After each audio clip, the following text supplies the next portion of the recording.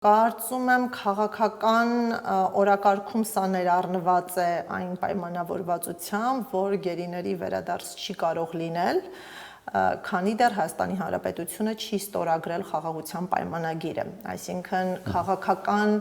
օրակարգի տար դարձրել է Ադրբեջանը ձևավորելու Հայաստանի իշխանությունների վրա ներազդեցության նոր լծակ,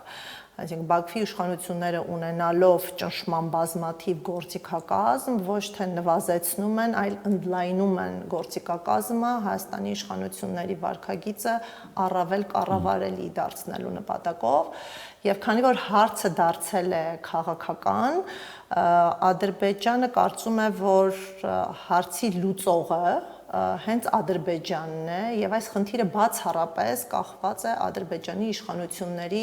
որոշումներից, իսկ Ադրբեջանը կաշկանդված չէ իրավունքով եւ իրավական լուծումները դեռ վաղաժամ են, ուստի հարցերը ամբողջովին գտնվում են ադրբեջանական հայեցողությունների տիրույթում եւ այդ հայեցողությունը իշահայերի կլինի, եթե որոշ պայմաններ բավարարվեն եւ եթե Բաքվի իշխանությունները ցանկանան բարեհաճ վարվելակերպ մոտեցում ցուցաբերել հայերի նկատմամբ, իսկ հայերը պետք է ջանասիրություն ցուցաբերեն արժանանալու Ադրբեջանի բարեհաճ եւ մարդասիրական մոտեցմանը։